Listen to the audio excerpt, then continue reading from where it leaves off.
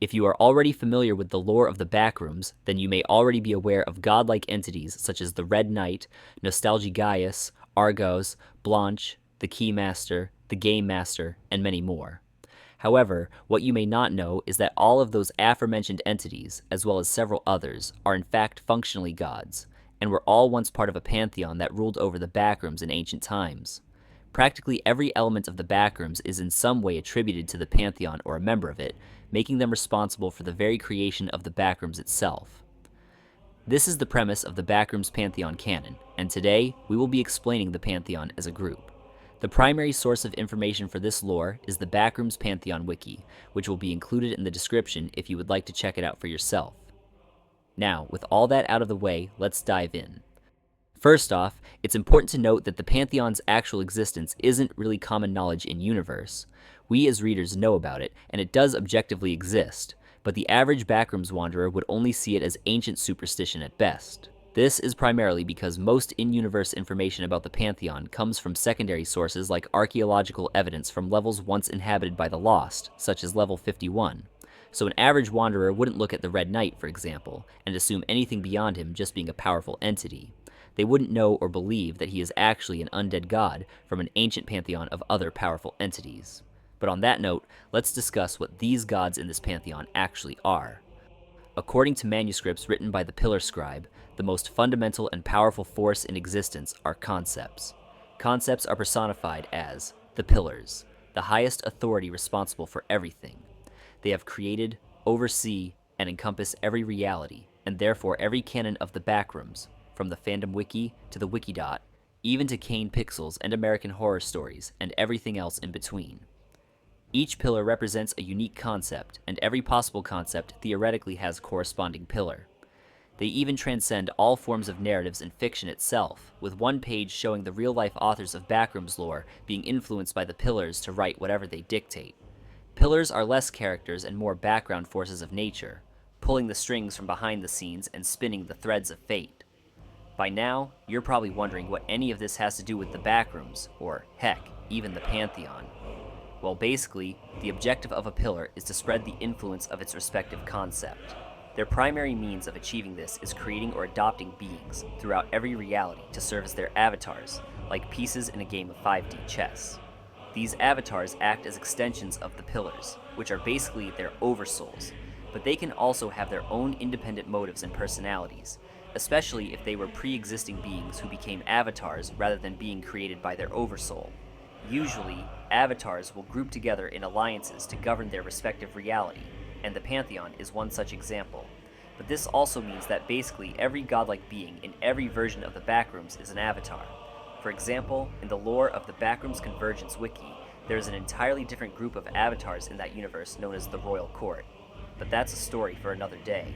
Now that we know the nature of these gods, let's briefly discuss their history. This will mainly focus on the group itself rather than individual members, for the sake of brevity. In the beginning, the avatars were abstract, formless bodies of light like living constellations, inhabiting the void of the blue channel. Eventually, they grouped together and formed a close bond, symbolically regarding each other as metaphorical siblings. The avatars decided to create a universe together as a personal paradise, which we know today as the Backrooms. This means they are responsible for most of the Backrooms levels, entities, objects, phenomena, etc. However, they neglected to fully mend the veil between their reality and others, leaving it vulnerable to potential contamination from other universes. This led to the eventual arrival of the first humans in the Backrooms. Upon discovering the avatars, the ancient humans couldn't properly understand the true nature of such powerful and incomprehensible beings. They could only equate them to gods, and so that is how they perceived them. The avatars, meanwhile, couldn't understand why the humans were worshipping them. But they decided to lean into it and form a group they called the Council to govern the inhabitants of this reality. The mortals instead saw this council as their pantheon of gods, and so that is what it became known as. Following the Pantheon's foundation, the humans went on to form the Lost, the oldest and largest human civilization in the Backrooms. For centuries, the Lost worshipped the Pantheon without hardship or struggle, as this universe was a paradise. Over time, the gods' forms gradually became more comprehensible and humanoid due to interacting with humans more regularly. But everything changed one day when one of the gods, Iliad Elion, suddenly snapped and massacred entire villages of mortals for unknown reasons. This is the turning point in history where humans grew distrustful of the gods, who also grew distrustful of each other. A group of humans eventually formed a rebellion known as the Iron Fist to revolt against the Pantheon. As the Iron Fist discovered certain weaknesses to the gods and the means of exploiting them, an all-out war spiraled between the Pantheon and the Iron Fist, with numerous casualties on both sides. In the end, several gods were killed or crippled as the result of this war. The Pantheon collapsed alongside the Lost, and the Iron Fist went into hiding.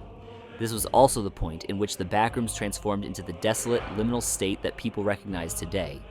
This essentially means that the Backrooms was once a pure paradise created by and for gods, but ultimately corrupted and perverted by the intervention of humanity.